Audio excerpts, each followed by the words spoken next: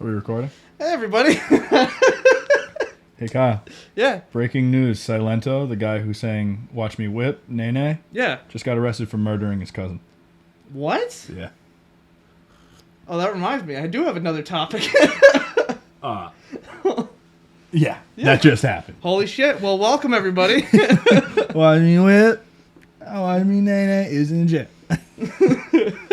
What? Wait. What? Yeah, murdered his cousin. Just got booked. It literally popped up on my Twitter, and I went, nah.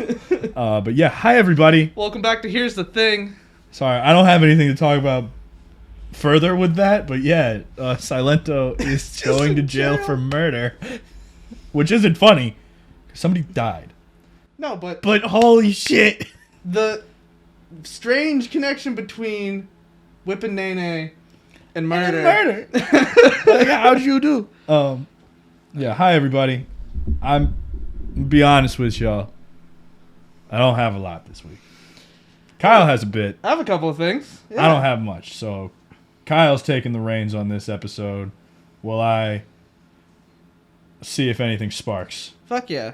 Well, first things first, I watched Sound of Metal in One Night in Miami. Fucking finally. Which Jake has been trying to get me to do forever. Because they're good. They're very Sound good. of Metal is amazing. Yeah, One Night in Miami was very good. I thought it was a really cool hypothetical.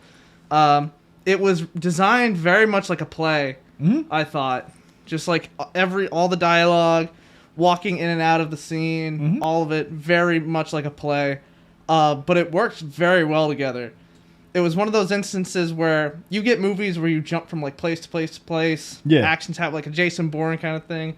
This all pretty much happened in one room. And it was extremely interesting. And actually piqued my interest on doing more research on all of these figures and their background. I knew a lot about Muhammad Ali and some about Malcolm X. I didn't know much about Sam Cooke or, oh my God.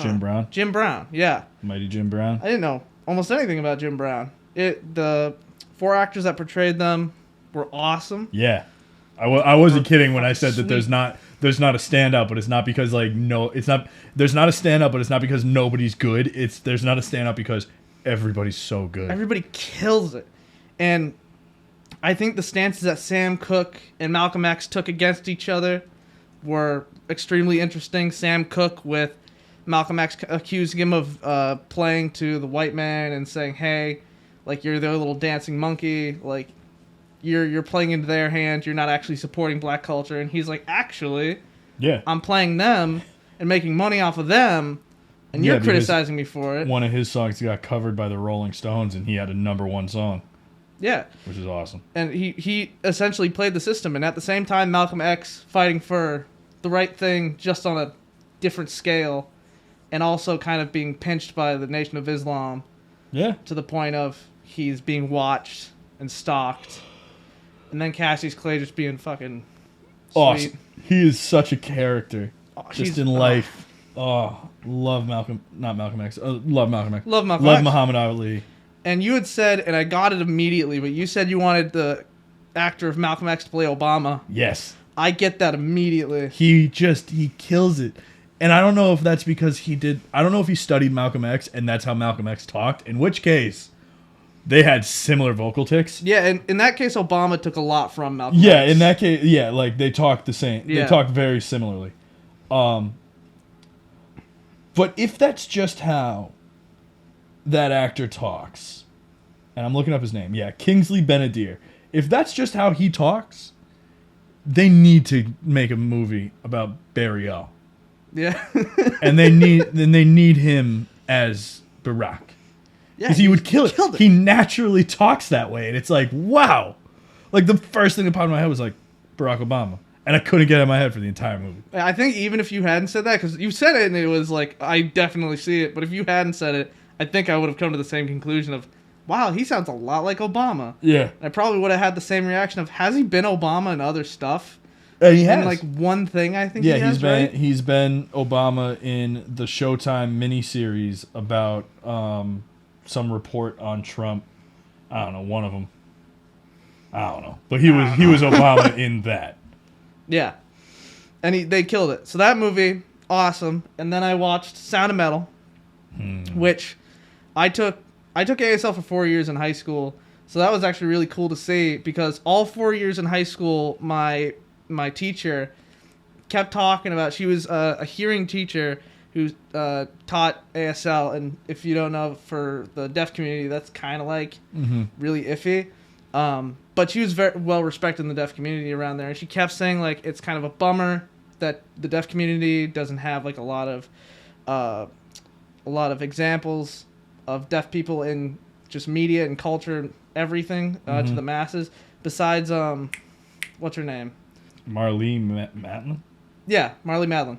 Oh, yeah. Yeah. She was She won an deaf. Academy Award. Yeah, she was deaf, and she was very popular. But now there's not a lot of like deaf influencers in media. No. And she kept saying it's kind of a bummer there isn't that media, movie, anything that really represents that culture in this community. And now there is. Sound of Metal is extremely interesting and cool, and goes through this struggle that this guy has losing his hearing, because he was born hearing, loses it through the sound of metal. He's a drummer for a heavy metal band, and the damage that has on his ears becomes very suddenly irreparable. Yeah, and and awesome. he goes even further as to say, nah, it's gonna be fine, it'll go away, I'm gonna keep playing. And then he keeps playing, it gets even worse, and he permanently damages his hearing, and he can't hear anything. And it's just him. He doesn't get his hearing back. Spoilers. Bleh. Yeah, no, it's about him learning to cope, Yeah, it's him and it's just good. relearning his life.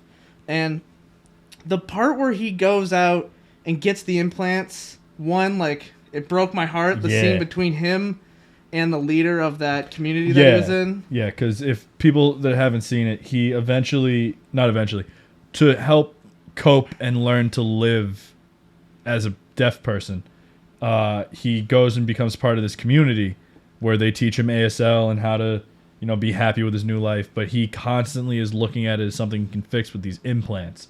And then he goes to get them. And it is rough. Yeah, and I remember growing up in high school, it was always talked about as kind of like an iffy thing in the deaf community of, I mean, we really don't like this because it's kind of telling us that what we are is wrong. And it's not. Like, we live just as full lives as everybody else. We have a whole community. It's not wrong. It's not wrong that we're deaf. Yeah. And so when he gets them, he's thinking, "Oh, my hearing's just gonna be fixed. It'll be fine." And he gets kicked out of the community because he's in, because they don't believe in cochlear implants. And the other thing is, he believes this whole time that he's gonna get them. And it's gonna be like normal. Yeah, he thinks that once he gets them, it's going to be normal hearing. But the way the movie works is it uses sound design immaculately. Mm-hmm. So like when he gets the implants and they turn them on, you hear what he's theoretically hearing. Yeah, and it's extremely different. It is so different. It's like metallic. Yeah, because it bypasses your eardrums and goes straight to the cochlea, which is what picks up those signals of sound and sends it to your brain to interpret. And it's basically just sending a lot of magnetic signals to your directly to your brain, which isn't how our eardrum works. And it's using tiny speakers on these hooks to pick up the sound. And we get to hear it in the different iterations because you can't adjust it to make it sound differently if it doesn't work for you in different frequencies. And it sounds not fun. No, it sounded uncomfortable. All the time. And not in the uncomfortable of like, I don't want to sit near, like genuinely like chills down your spine. Like, I don't want to hear this. Yeah, because normally, like, you have someone that's talking at like this level and you'd be able to process it versus someone that's talking all the way over here and it sounds different. But to him, it's all the same level all the time. Well, and there's a scene all coming in. The scene when his girlfriend sings. Yeah. That almost made me cry because there's a scene because now he thinks he's good and he's back to normal and he's basically lying to himself. And then he goes to his girlfriend. He goes and finds his girlfriend, and her dad is hosting this big sort of family party, and she sings a song, and he hasn't heard her sing since the incident. And when she sings, again, if this movie doesn't win awards for its sound editing, that's a crime. Because the sound editing, what they did was basically you, the audience, hear her singing, and it's like, wow, that's really pretty. Towards and the then end. it slowly Ugh. starts to transition into what he's hearing, and he's not hearing any of it. It sounds distorted, staticky. You can't hear it. And the whole time he's just sort of standing in the doorway, just like, Trying to be supportive. yeah, trying to be like, wow, this sounds so beautiful. And he's just hearing nails on a fucking chalkboard. And it kind of kills him a little bit. Oh, it's so You can so see it in his heartbreaking. face. It's just like It's ripping so him apart. sad. It's such a And good movie. The sound design is beautiful too, because when the movie starts, you hear like coffee dripping into a pot, and you hear like rain against the window and everything. It also reinvigorated. It made me realize how much I do like heavy metal. Yeah, Because I haven't listened to metal in years, which makes it seem like I was listening to it at an inappropriate age. I was. Because I was laying in bed watching this movie. I'm like, oh my God, I haven't listened to music like this since 6th grade. My girlfriend was like, what the fuck is wrong with you? And I was like, nah, I'm serious. And like he's drumming away right in the opening scene. I'm like, fuck yeah! Like, this is awesome. and yeah, I need to get back into metal. I actually met up with my buddy who's in a heavy metal band, and I was like, send me some bands. I just watched this movie. Like, get me back into this. Yeah, but at the beginning, like the coffee dripping and the rain against the window, and then he goes deaf, and then it does the same scene again, just you can't hear any of those subtle, beautiful noises, and it's beautiful. It's beautiful design. And then at the end of the movie, you hear this chaos in the cochlear implants for a while in the movie, and then at the last like 15 seconds, he takes them off, and it's the moment of stillness that the leader of the community was talking about. Yeah. And it felt so nice. I loved the ending. I think the ending is amazing. I love the whole movie. I think the movie is great. It's fantastic. If you haven't seen it, go see it. I feel like it is, even though it's like being really well received, I don't even feel like it's being received by the masses enough. No, because and I told my dad this. I think it's amazing. It is. And I love it, and I think everyone should watch it. But I completely understand why audience-wise it hasn't taken off, because as much as we're raving about it, it's slow as fuck. It is slow. It's so not like a little slow. I remember watching it, and Allie and I had plans, and it was like, okay, well, when's this gonna be over? And in my head, I'm like, okay, well, this has happened. This is we must be 20 minutes left, and I flicked the controller to see, and we had an hour left, and I was like, oh, I did that too. you know what I mean? And then second and a half is going through, and I'm like, okay, it must almost be over. Check again. 20 minutes have gone by. I still got 45 minutes left. Like, that isn't to say it's not good, but I completely understand why the people that are watching are like, oh my God, it's so good. But then why the other people that have watched it have been like, I couldn't make it through. Yeah, I couldn't sit through it. Because it's like, yeah, no, I get it. You've sat there for an hour, and you feel like you've sat there for 5. Like, it is slow. Yeah, and that happens with me with actually a lot of movies, even great movies, because you pack so much storytelling into so little time that you feel like you've processed so much, and you check the time and it's only been 10 minutes, and you're like, holy shit. Which can be a deterrent. It can be like, oh my God, is this going to be the whole movie? That's why a lot of people who aren't really into like cinema kind of get drawn away from like the classic good movies. Yeah. Because they're long and they're sometimes slow to pick up. And there's some nuances. Like I was just watching a clip about Fantastic Mr. Fox, and there's a scene where he sees like a wolf in the distance. Oh yeah. Do you know that scene? Yeah. Yeah, and there were a lot of people that were weirdly frustrated and like, why is that scene in there? And it's like the wolf is supposed to be Mr. Fox's like shadow in the wilderness. Yeah. Versus him as like a society bearing person. I love that movie. And it's like a 1-minute scene. I dated a girl that was, and I shit you not, that was the only movie she owned. Fantastic Mr. Fox? Swear to God. She had all the streaming services on her laptop, but if you went onto a Prime Video, the only movie in her like library was Fantastic Mr. Fox. And I love that. It's a good fucking movie. I still love that, because it's like, all right, I didn't like everything you watched, but respect. That one. It's good. Because like I own the Steven Universe movie. It's a good movie. No. It's fun. No. It's fun. No. But motherfucker, like, that's a blemish.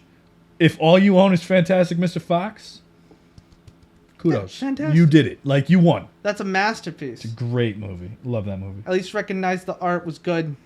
Steven Universe is good. Yeah. It was. It's good. The art was good, at least.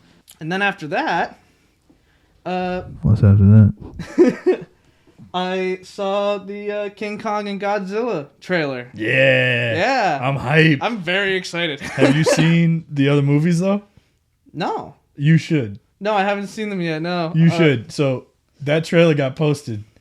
I had seen the 2014 Godzilla, and that was it. Didn't want to watch Skull Island. Didn't want to watch the other Godzilla movie. I've seen Skull Island, yeah. Okay. That trailer, I have now watched Skull Island and Godzilla King of the Monsters, or whatever it's fucking called. Yeah. I'm so pumped. I'm so pumped. Like, if I get to watch, I'll watch it, and I'm rooting for Kong, and I'll explain why. Because he's cool. That's it. Yeah. It's dope. It looks so cool. Well, have you seen what people are saying yeah, about it's gonna be Mecha. It's gonna be the fucking Mechagodzilla wearing the skin suit of Godzilla, which is fine with me. Which I think Godzilla and King Kong are gonna team up to kick its ass. Which is dope. Which is bomb. Which cool. I'm in. What every kid in like the '90s was rooting for. Like I was talking about it at work because one of my coworkers was like, "That sounds stupid," and I was like, "No," I told him I was like, "It is, but it's stupid in the fun, cool way." Like I'm not going into this movie going, "Oh man, the writing's gonna be immaculate." No, it's gonna suck. This movie isn't gonna be good. It's gonna be fun. Yeah. Like it's going to be very fun. I just like seeing because like Marvel movies and everything. I point back to like the '80s and what those looked like, and look at how far we've come now. It's one of those things where it's like, look at this dude in a suit knocking over some cardboard buildings versus. Look at this shit we're doing now with Godzilla. It's so dope. Cool. I do love, though, that people online like got mad about people being like, King Kong's going to win. And they're like, there's no way he's going to win. He's fighting a radioactive dinosaur thing that can shoot flames from its mouth with radiation. You're rooting for a monkey. And it's like... Monkey have thumb. Yeah, it's like, yeah. In one of my group chats, I sent the clip from the 2006 Godzilla where he kills the fucking dinosaur. Yeah. And I sent that to the group, and I was like, y'all still rooting for Godzilla? I ain't forget. Like, I just think it'd be cool, because, it's going to be so cool.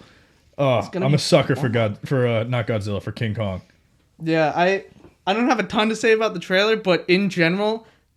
I'm highly excited for it. It got me excited. Plus, it's another blockbuster movie. Like, yeah. I will say the COVID being around and shutting down movie theaters, I miss blockbuster movies, not the fucking store.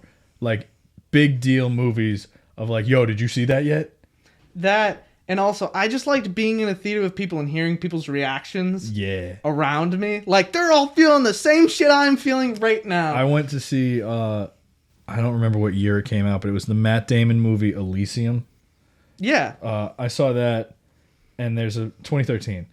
I saw that in 2013 with my dad, and we went to see it because it was made by the guy that made District 9, and we both liked that movie.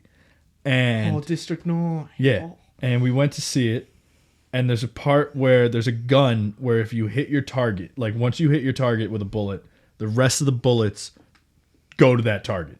Yeah. Sort of like from the fifth, basically from the Fifth Element. Yeah. But they're tracking bullets, so they fucking curve. And a dude gets his fucking face blown off. And then later on in the movie, they reconstruct it, and it's like stop motion animation and visual effects, and his face comes alive. And it comes back, and I'm sitting next to my dad, and I'm like, that's so cool. And the guy behind us goes, oh, fuck, that's awesome. And it was just so funny because like my dad and I in this really intense moment were just like, yeah. It's fun to have that reaction. I mean, the clips of Avengers Endgame with the fucking Thor's hammer, like people went crazy. Like, yeah, it's fun. People went insane. I remember, I actually have a story about seeing that movie in theaters. I went, it was awesome. This one guy at the end of my row was like, fucking jittery, and I didn't know why, and I was like, what's happening? What's going on, dude? I was like, what's going on? And he's sitting there with his daughter who's like 13, and I'm like, you okay, dude? And I hear him muttering under his breath, and then I realized like halfway through the movie, oh, he's quoting the lines before they say it. That's awesome. And I'm like, how many times have you seen it? It was awesome, but at the same time I'm like, I hope he just doesn't get louder, because at the point where the portals open up, you don't want to hear other people. He said on your left before Falcon did. and I wanted to murder him. Yeah, that would piss me off. It took me out of the movie for the next full 60 seconds, and I looked over and almost walked over and went, I need you to stop. I'm also excited. I need you to fucking stop. I need you to take a breather. Yeah.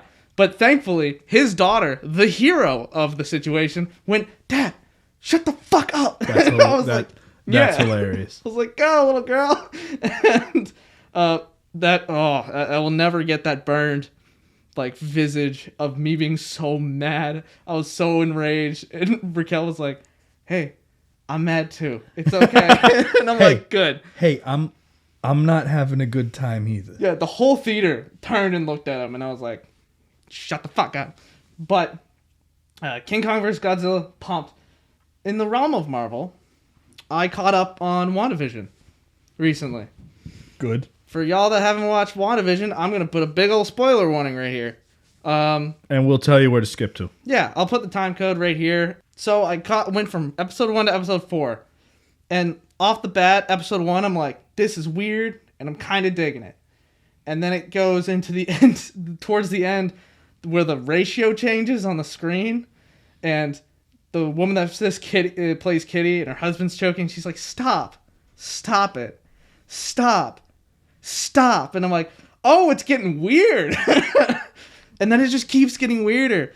And then up to episode 3, when she has her babies suddenly, and all of a sudden Monica gets shot out of the sitcom, and then she's like, oh, she had to run home. And then there's that but meanwhile, Vision's outside learning, like, she's not from here, she doesn't have a home. Yeah.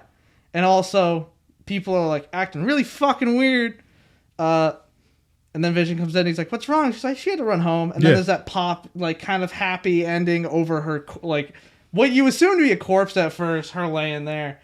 And then the next episode is revisiting the first 3 episodes from the outside perspective, which I fucking love. Yeah, they finally show what's actually going on. And you got the cop from Ant-Man. You got what's her name? Darcy from Thor. Yeah. Coming in. I loved that they completely gave away that they were about to show what happened, but I loved the way they did it because of when they pull up to the town and there's the cops and the secret agent, and he's like, yeah, so here's how I know something's going on. And the other agent's like, how can you tell something's happening? And he goes, hey, police captain. And he goes, yeah. And he goes, where's Westview? You're from Westview, right?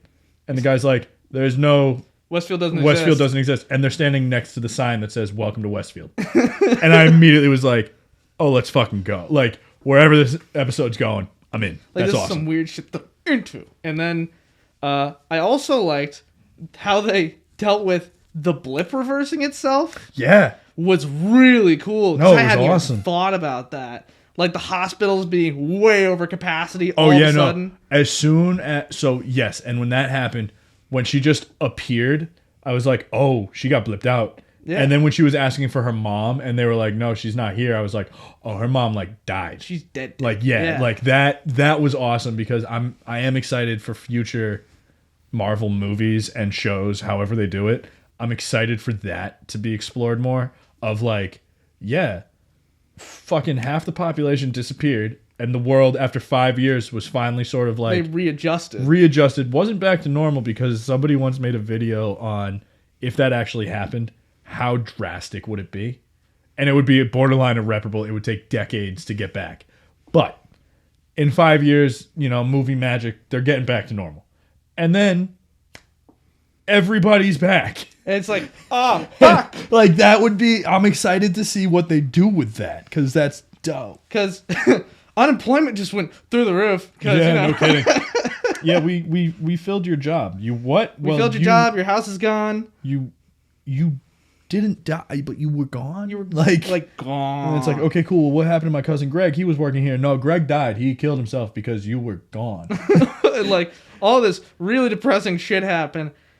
Welcome back. Yeah, like it's sort of like in it's like in Into the Spider-Verse when Gwen Stacy, this Gwen Spider, whatever her fucking name is, explains to Peter Parker that the Mary Jane in the universe they're in isn't his Mary Jane, and she's like, I get it. And I remember watching it being like, that's right, because Peter Parker in her universe is dead and she's just chilling with Peter Parker. Yeah. And I remember just sitting there being like, I wish this, for a brief moment, I was like, I wish this was an adult movie so they could go into that for a scene. So I'm excited for Marvel to like actually flesh out like, yeah, everybody disappeared and then everybody came back and they were like drastic traumatic effects, man.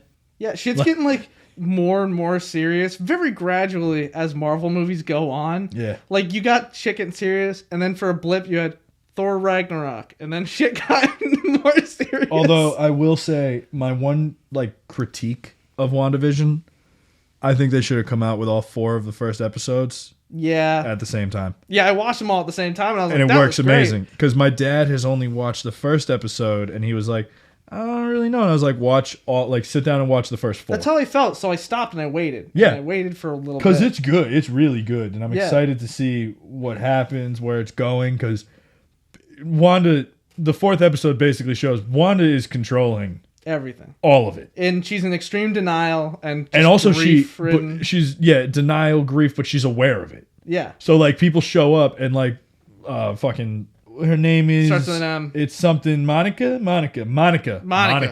Because Monica in the episode where she gets sent the fuck out of town. Yeah. The reason she does is because she's like, Vision was created by Ultron. No, it was your brother was killed by Ultron. Yeah, your brother was killed by Ultron, and immediately fucking Wanda's just like, what'd you just say? The fuck did you just say to me? Like, did you really just say what I thought you just? I know I didn't hear that. Yeah, and I know I didn't hear that. And then shoots her the fuck out of town, and then resets the entire world. And it's like, okay, so she knows what she's doing.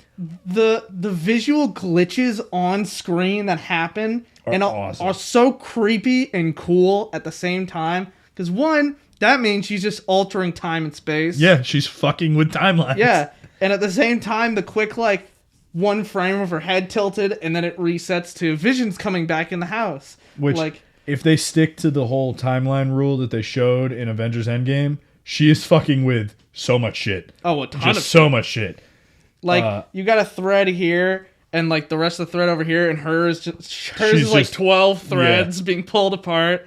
But I am excited to see where it goes. Yeah. I also like that they made creepy Vision with his head caved in and shit. for a shot, Yeah, and I was like, holy shit, that's actually creepy. That's really cool. It was creepy, yeah. It got my heartbeat going for a minute there, yeah. Yeah, I was like, damn, Marvel. I didn't expect this when I saw Iron Man when I was 11. Look, I remember watching The Dark Knight the same year and being like, I need a little lighter shit, and going to Iron Man. I didn't realize that now I gotta go to The Dark Knight for light shit. Like, what is happening here? And then she had her kids they're called Speed and Wiccan. And they're actual mutants. They're characters, and they have already said that they're gonna play a part way down the line. Yeah, but not right now. Yeah. Because so what I've heard is they're basically gonna do a reverse House of M. What's that? In the comics, it's when mutants got. Oh. But in the comics, mutants got wiped out. Yeah. They're pulling a reverse because they're gonna introduce Fantastic Four, X-Men eventually. All that shit. Yeah, they mentioned because Daredevil 3 is coming into the MCU, which brings the X-Men into the MCU. So to do that, reverse House of M, instead of killing all the mutants, we're just gonna fucking mutants. Like they also somebody theorized because they said, oh yeah, all of our astronauts are actually gone or missing when they said you're grounded to the woman, and somebody theorized they just put the Fantastic Four logo below that quote. Yeah. And I was like, oh, shit. That would make a lot of sense. That'd be really cool. But WandaVision pulling a bunch of stuff like from nowhere and bringing in the new era of Marvel really well. I'm really pumped about it. It's good. It's doing its job. Yeah. It's very entertaining. It is well done. And it keeps me interested enough that I'm going to keep watching. Yeah, I am too. I went and I was like, when's the next one? I looked it up as soon as the 4th one ended. Friday. In line with WandaVision, they announced a couple movie things today. Disney has announced Ryan Coogler will be involved in the creative process and probably direct a couple things for it. But they're making a series set in Wakanda. Oh, yeah, I saw that. Which is dope. And then I don't know much about it. There's not much that's said about it. That's what it is, which is cool. And then because I know you want to talk about the stock market, and I don't have much to say about it. I think it's dope, but they have announced within the past couple days 2 movies and a series are being made about the GameStop stock market Fucking thing. awesome. No, because they need to come out tomorrow, or no one's gonna fucking care. Yeah. You know Well, what I I mean? mean, I don't know. This was like a big thing. No, it is. Yeah, but like you're not gonna make the Social Network 2 out of it. Well, no, but you are gonna get like a Fire Festival thing out of it. But they're not documentaries. Oh, they're They're making narrative movies with actors telling like the story. The Big Short. Yeah, but it's not that. Like it's not. You're not gonna make Margin Call or The Big Short, which are great movies about the housing crisis. That if you haven't seen, watch both of them. Arguably, watch them back to back. They're both fantastic. Yeah, watch The Big Short first, and then watch Margin Call. I'd Yeah, say. but you're not gonna make those. It's not that exciting. It's No. not. It doesn't deserve that type of explanation. It's people online went, "What if we did this?" They did it. And it worked. And no one thought it would work. And then they got mad and they tried to shut it down. And everybody online went, what if you didn't? Hold the line. You know what I mean? Like, Yeah. like it, which downplays what it is because it is exciting. It's very exciting.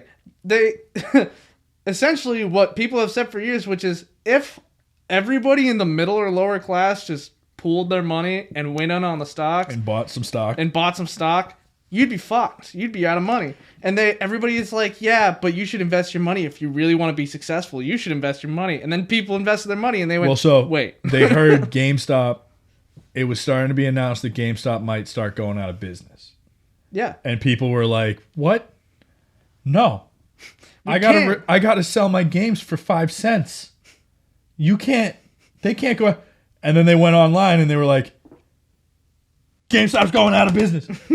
And people were like, well, what if we just bought stock?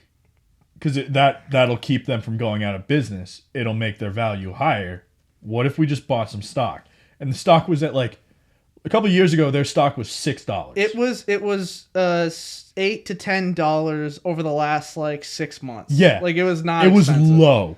And then, over the course of a day, GameStop became a Fortune 500. The stock was $400 a share. I was too late to the party and I was pissed. Oh, it was really cool. I was late to that party, but I'm still riding the AMC wave. Are you? Oh yeah. I rode the Dogecoin wave for a second. So people that don't follow what's happening, GameStop's stock went through the roof. And then Amazing. people were going to sell, but then apps like Robinhood were like, you can't buy this stock anymore, which isn't how the market works. Yeah. Robinhood basically, the CEO specifically was getting paid by big companies to be Yeah. like, don't let them sell those shares. And so to not buy. sell, Don't let them don't buy let them or buy. sell. You could sell, but you Yeah. couldn't buy, which is sort of counterintuitive. Yeah. Because why would I sell if I then can't buy? Yeah. Like, so they thought that would tell people to get rid of it. If no one can buy it, it's not going to go up. But instead, people online were like, you can't fucking do that. And no one sold. Yeah. For like a couple days. And now they've started letting people buy more. So the people that don't really give a shit or care, not quite give a shit or care, but the people that aren't as invested with it just saw that their $8 turned to fucking 400 and went, cool, made their money, they're done. Yeah. The stock is still like at 200. Yeah, it's still Like gigantic. it's still so much higher than it should It's be. still an unreasonably high stock But market price. The other thing that happened was on this Reddit page, people were like, what should we save next? Because these people were like, these companies are going to go out of business because of the pandemic. Who should we save? And they went AMC. AMC. Now I know it's a struggling movie theater company, and I know it's a pandemic. You should buy. And me and my friends were all just like, yeah, fuck it. What's it at? The day after the GameStop thing and Robinhood closed it, Yeah. the stock dropped to $6. At AMC? Yeah. Yeah, because they blocked it before anybody could Yeah, really they were do like, anything. you can't buy. I bought it before they blocked it, which was a little disheartening because I spent $14 for a share. Oh, you bought it at 14? Yeah, and then then it dropped to 6, and today I've got like 38. Yeah, well, it's at 12.43 right Yeah. now. Yeah. But so it's like, okay, But it's funny because online people are just like, just wait. And I'm so excited because either I'm going to wait and the same shit's going to happen with AMC and this is all going to happen again next week. That's exciting. Or it doesn't. Still a funny story. Like, yeah, I think that maybe it might like blip up a few more times, but I don't think it's going to like it did that one time. I mean, we going to see. Let's hope it does, because I made a little bit of money off of Dogecoin. I didn't get it at the right time, though, because Raquel went, hey, let's just go to bed. We'll deal with it in the morning. You know when it was at its highest? When you... Fucking midnight. Yeah. And I was pissed. I remember. Because I would have made, like, thousands of dollars. I was pissed. Yeah. But this was a really cool thing, because what happens is when people get a high enough stock price and start to sell... Basically, hedge funds and billionaires are like, we'll give you money to give your shareholders, and we have a contract so that we can get money in case, like, over time, and then we'll pay your shareholders what they're owed. But what happened was all of their money got sucked out all at once. Yep. And they went bankrupt, which is amazing. Which is so dope. And just, it looked like toddlers screaming on TV. Just old toddlers. Just they took my money. Well, and then it sounds like a bunch of dicks because it's like, no, this is funny, but it is. It's fucking funny. It's hilarious. It is so fucking funny that the thing that caused all of this was a dying video game store. It's Reddit. That people online went, no, like that's great. Love that. Just Reddit came in and went, hey, we're gonna change this. And now we make it sound really exciting and like you could make a movie out of it. This happened in an instant. And it happened like 4 days ago, and it's dying out now. You can't. There's no. The movie's not gonna be. The movies and TV series aren't gonna be good. No, not at all. And if they don't come out within a year, no one's gonna fucking care. Yeah. A year is being generous. This is like, well, you just got those fads like Don't Fuck with Cats, Tiger King. Yeah, if they time it right. You got to time it right. But they got lucky with those because a pandemic happened and people were like, what the fuck should I watch? What the fuck is it? Yeah. Did you know there was a dude in the middle of nowhere who had a fucking zoo? Yeah, and you got to find the right time to They got so lucky. But so like even the Firefest documentary didn't get it got some and there were two, and one was on Hulu and one was on Netflix, and they came out at the same time, and people watched both and were like, yeah, shit was fucked. I don't know. Yeah, and it kind of like petered off. Yeah.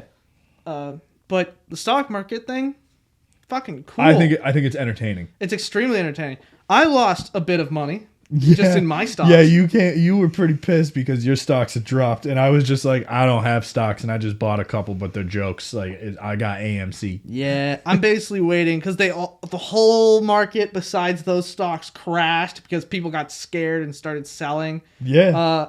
And I lost like $150, but I was like, I'm going to give it a few more days. And Raquel's like, well, what if it crashed again? I'm like, I'm going to give it a few more days because it's going to keep going down, and I feel like it's just going to all spike back up when people are like, okay, it's starting to die down. Yeah. That's exactly what happened today. All the stocks went up, and I made a lot of my money back. But it was really cool to watch. Yeah, that's the other part. It's pretty cool to just watch it. Really, Raquel and I were just like, we were out at dinner, and I went, oh my god. And she's like, what? I'm like, Dogecoin is fucking spiking. And I just bought it for like a penny. Yeah. And we like put it up on the table and just watched it for like 15 minutes, like a movie. I was like, what a beautiful dinner date.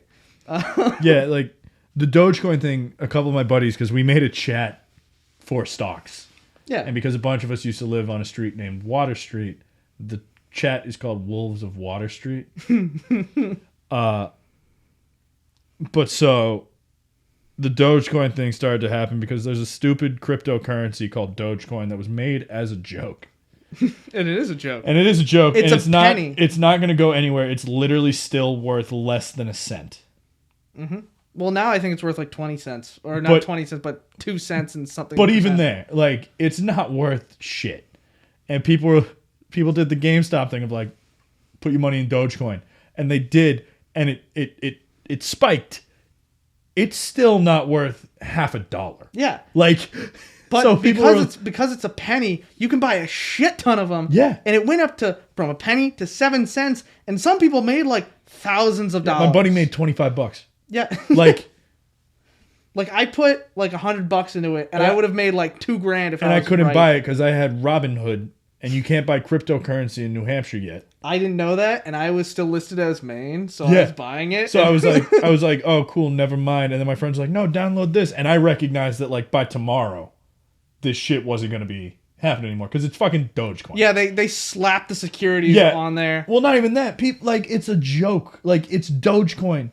It's not going to happen. Oh, no, it's not going to stay. And so literally like the next day, halfway through the day, I'm at work. And my buddy sends a message. He goes, I didn't pull out a Dogecoin and now my shit's worth less. And I was just like, I was reading. I'm like, yeah, that wasn't like an AMC BlackBerry situation. That was like the moment it spiked, pull the fuck out. Yeah, like this isn't like, no, wait a week, see what happens. This was like a, hey, buy, wait an hour, pull. Yeah. This isn't a game. Like they're like, you can do long hauls in stocks, which is what a lot of stocks are, and you can do like most of stock. You can do shorts and squeezes, which you just have to pay a little bit of attention to in most stocks. Like they'll move a little slow, but you just have to pay attention.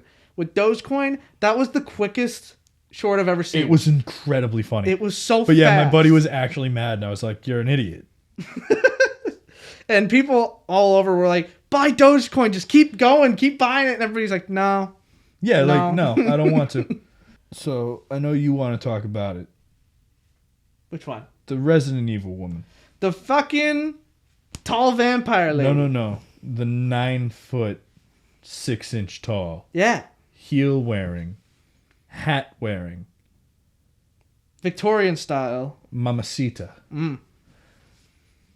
I'm scared. I'm scared and horny at the same time. So, in all seriousness, did you play Resident Evil 7? You mean the one in the house? The one in the house? Yeah, for sure. Did you like Biohazard? Yeah. Yes. I did like it. It was fun. I played it. I remember really drunk all the way through with my friends all in one night. Yeah. It was really fun. We had a really good time. It was really interesting. It was very different than the other seems spins. like they're going in that direction again.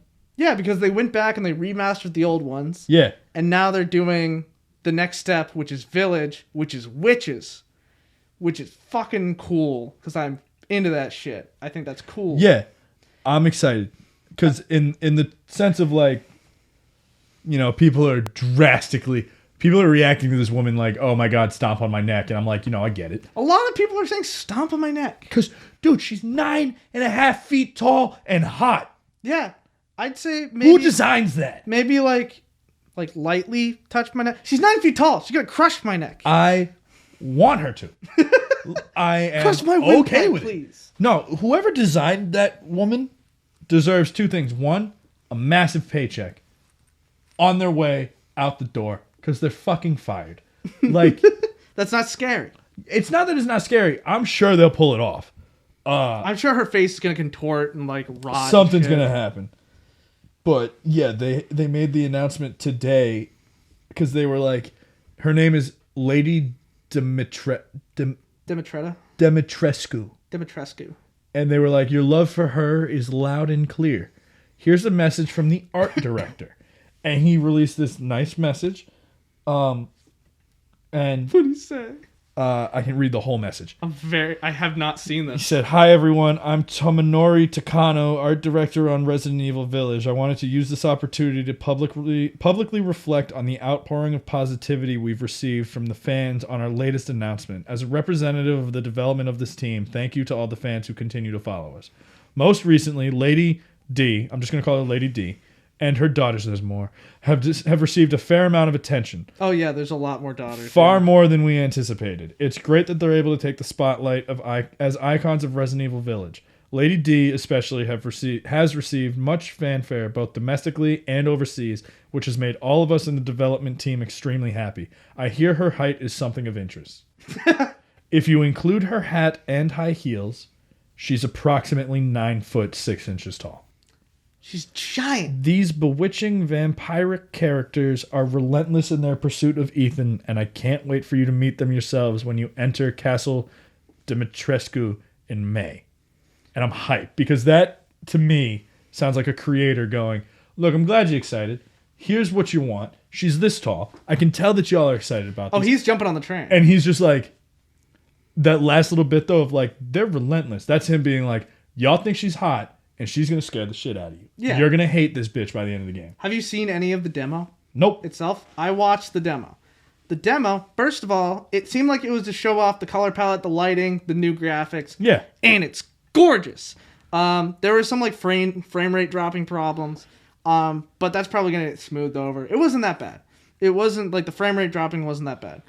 I'm genuinely interested in the game itself because they have a new engine running it. Yeah. It's called the RE engine, brand fucking new, never used on a different game before, and it looks immaculate. The designs of the characters looks immaculate. The witch herself looks immaculate, and apparently it ties into the last game. Oh, it's the guy. It's the same dude. You play as the same guy. It's the same dude. It's a few years. I'm looking it up right now. Yeah. It's set a few years after the events in the critically acclaimed Resident Evil 7 Biohazard, which is awesome. The all-new storyline begins with Ethan Winters and his wife Mia living peacefully. Mia's going into this again? In a new location, free from their past nightmares. Just as they are building their new life together, tragedy befalls them once again. When fucking BSAA captain Chris Redfield attacks their home, Ethan must once again head into hell to get his kidnapped daughter back. What? Hey, whatever, dude. They're throwing them into this again? What? I feel so bad for them. That sucks. But something cool about this game, because the other game was like pretty linear. Yeah, there's open world parts of this game. And the other one was very straightforward. Yeah. And this one's going into open world, which is kind of bringing together the old game of you have to wander around and fight zombies and like the old Resident Evils. And the new one, which is first person, pretty linear. This game looks fucking dope. It looks immaculate. I'm extremely excited. I'm looking at the website for it right now. This looks dope. It looks fucking cool. And right now it's sort of like drawing you in with it's pretty ladies and like some little bit of blood, gore, creepy scarecrows, some mutated people in like chasms and everything. Witches. And it's jumping on the witch hype train, the witch hype train has gone on way longer than I thought it would after Coven, American Horror Story, which is a good series. And so they're jumping on that train. So I think it's going to be fucking immaculate. I'm excited. I'm really pumped. I wasn't that excited about it. I'm now reading the entire website. I'm pretty excited about it. Yeah. And the last thing about that is right after the game wrapped, one of the voice actors for one of the daughters of Lady D, Jeanette Mouse, died battling, I believe, pancreatic cancer. Just want to mention that because she was extremely talented. She was really young and she was just like picking up her voice acting career. So rest in peace, Jeanette Mouse.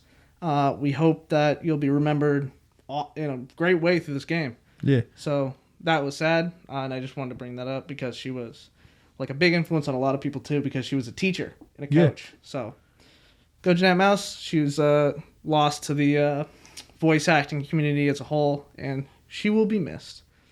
But that's Resident Evil, and and the last thing I have is about a week ago. But The Witcher sequel / prequel was announced. Yeah. Remember how I said it was a movie? Yeah. I was like, it's a prequel series. And you was like, no, it's a movie. Because there is a movie that was just released recently. And it's an animated Witcher movie called The Nightmare of the Wolf. Okay. I haven't watched it. I read the bio. It's about like a similar thing.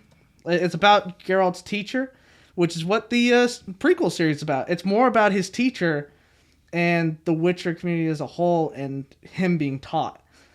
And I think that's going to be really interesting. Like, I'm interested in what's happening next in the series. Yeah. But I think this is going to explain more about Geralt. Yeah, so Witcher Nightmare of the Wolf isn't out yet. It isn't out yet? No, but it's coming out. It's a 2D anime film that explores a powerful new threat facing the continent. Yeah. And then Witcher Blood Origin. Blood Origin, that's what it's called. Is in an elven world 1,200 years before Geralt. Yes. 1,200 years before Geralt. And then there's The Witcher, and then there's the books, and then there's the games, and then there's the show. It's also the sequel, the prequel sequel, is set to star Jodie Turner-Smith, who was in Queen and Slim and Night Flyers. Mm-hmm. And she's a really cool actress. I'm excited because I love her in Queen and Slim. Yeah. She's extremely well she's good in acting. I like her. I like her a lot. Just so many things got announced that I'm so pumped about this week. So it looks like the whole industry is starting to pick up again. Yeah. Thank God. And then I don't have a lot at all at this point, but I am have finished watching and rewatching all the movies that I want to talk about from last year. So I'm going to finally write and make that video, which I've been talking about now for like 3 fucking weeks. Yeah, I'm excited about it. Well, because So they just put one on Hulu. So I have one more. I wasn't gonna watch it. I was gonna be like, honorable mention to this one and these 2 because they haven't come out yet, and I'm just not gonna wait. And they just put it on Hulu, so I'm gonna watch one more, and then I'm done. You gotta crank out that video before and the then other I'm come done. out. Yeah, I'm not waiting for Nomadland and Minari. It's over. Oh, Nomadland isn't out yet? No, it's out in movie theaters, but I'm not driving to fucking. Yeah, because I heard it was great. I actually meant to ask you how it was. Supposed to be amazing. I forget the actress's name, but I like Frances McDormand. Yes. I am excited to watch it when it does come out, but it is not out yet. Neither is Minari, which bums me out because... What's Minari about? It's supposed to be amazing. Just amazing. It's supposed to be fantastic, yeah. But, yeah, that's where I'm at. I'm going to finally make that video. It's going to be lit. Litty titty. That's all I got. I don't have much else. That's it. I did it. I got through the videos. Yeah, I don't have anything else. Yeah, keep an eye out for that video. That's going to be Jake's breakthrough video on film on the channel. It's going to finally happen. Finally be out. And that's all. It's been real. It has been real. We'll catch you guys really soon because we filmed this one late, so... Yeah, there was a delay, but... Yeah. That just means more, like, 2 episodes sooner together. I don't know. Yeah, more content for you guys. And we'll see you guys in the next episode. See you next time. See you next time, everybody. Make sure to like, comment, subscribe. Yeah, like, comment, subscribe, and share. Okay, bye. Please. Goodbye.